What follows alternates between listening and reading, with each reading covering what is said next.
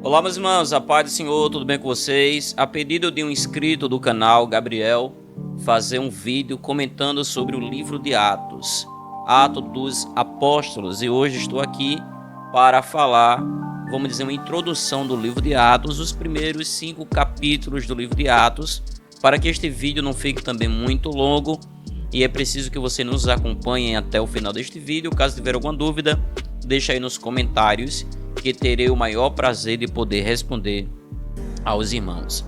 A princípio de tudo, o tema do livro de Atos é a propagação triunfal do Evangelho pelo poder do Espírito Santo.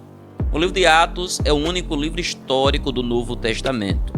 O Dr. Lucas escreveu Atos, como também o Evangelho que leva seu nome, o Evangelho segundo Lucas. O Evangelho que Lucas escreveu, que tem o seu nome, Evangelho de Lucas, foi o primeiro tratado que ele fez com Teófilo.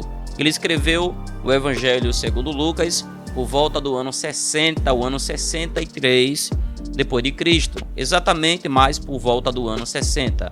Já o livro de Atos ele escreveu por volta do ano 63, aproximadamente 3 anos depois que Lucas escreveu o Evangelho que leva seu nome. Ele escreveu o único livro histórico do Novo Testamento, que é o livro de Atos. Quando Lucas escreveu o livro de Atos, isso aqui já é o segundo tratado de Lucas com Teófilo. Certamente não se sabe quem era este homem, Teófilo, né? Provavelmente era um homem muito importante que Lucas usa a nomenclatura com Excelentíssimo Teófilo ou um doutor Teófilo.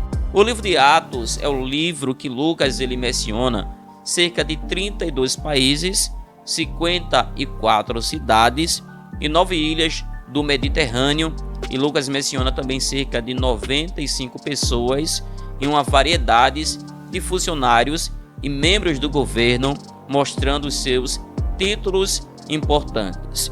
O livro de Atos, pelo menos o capítulo de número 1, Lucas ele apresenta o último momento que Jesus está na terra, ensinando ainda aos seus discípulos. Mas no capítulo de número 1, Jesus está no Monte das Oliveiras com aproximadamente 500 pessoas e ele está ali dando um sermão. Os discípulos em particular chegam para Jesus e fazem a ele uma pergunta, dizendo: Mestre, qual o tempo que Deus irá restaurar o reino a Israel?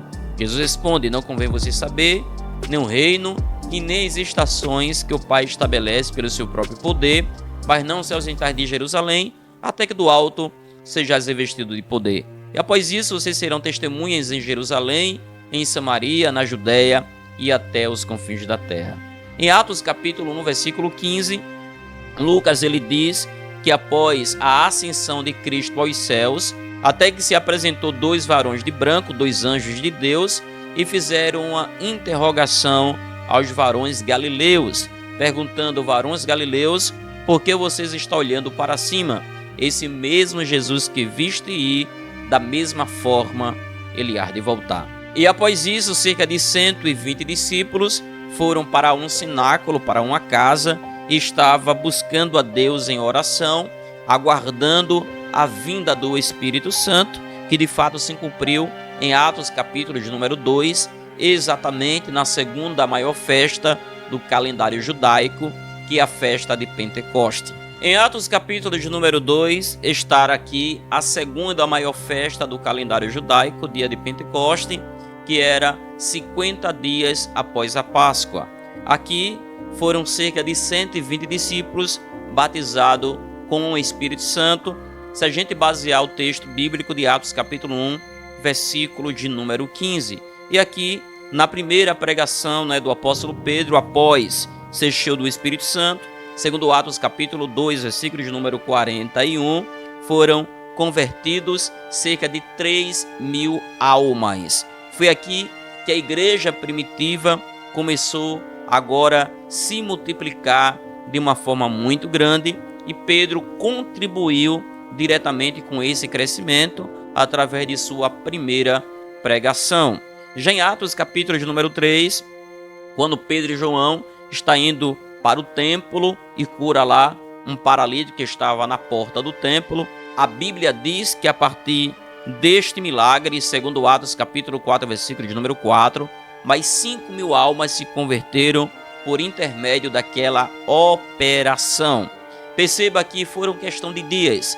A igreja inicia com 500 membros, lá em Atos capítulo de número 1, depois Atos 1:15, cerca de 120 discípulos ficaram esperando o dia da descida do Espírito Santo. Após isso, a primeira pregação de Pedro, Atos 2:41, cerca de 3.000 almas. E após o primeiro milagre feito por Pedro e João, Atos 4:4, cerca de 5.000 almas. 5.000 pessoas se converteram a Jesus. Então, a gente entende que, de fato, a igreja, primitiva, na era dos apóstolos, estava agora crescendo de uma forma muito grande por intermédio do poder do Espírito Santo de Deus. Então percebemos que aqui não era algo humano, mas era algo divino, era algo que de fato Deus estava operando por meio dos seus servos. Em Atos capítulo de número 4, versículo de número 32 em diante, mostra qual era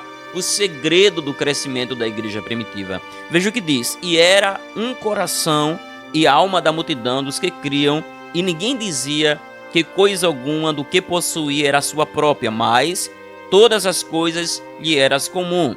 E os apóstolos davam com grande poder testemunhos da ressurreição do Senhor Jesus, e em todos eles havia abundante graça. Não havia, pois, entre eles nenhuma necessidade, porque todos os que possuíam herdades ou casa, vendia-os e trazia o preço do que for vendido e o depositava aos pés dos apóstolos. Então perceba que o coração do povo aqui era como fosse um. O poder da unidade na era da igreja primitiva era absoluto, e por conta desta união, por conta deste sentimento de unidade, a igreja cresceu de uma forma muito grande. E aqui em Atos capítulo de número 5, eu não quero dar mais continuidade para que chegue agora a segunda parte deste vídeo. É o momento que Ananias e Safira são mortos porque mentiram ao Espírito Santo. Existe um grupo aí que não acredita na doutrina da Trindade, porque diz que o Espírito Santo é uma força ativa. Agora imagine esta força ativa de fato tendo este poder, de forma que o próprio apóstolo Pedro, ele diz para Ananias e diz para Safira que eles não mentiram ao homem, mas mentiram ao Espírito Santo. Então, se o Espírito Santo não for uma pessoa, não for um ser que tem sentimento, como alguém aí pode mentir para ele? Então isso aqui é a maior prova que o Espírito Santo, ele é um ser ciumento e que de fato ele exige de nós a obediência e a verdade. Se você quer a continuidade deste vídeo, a parte 2 aí e a continuação deste vídeo, deixa aí nos comentários. Que Deus em Cristo te abençoe, no nome de Jesus.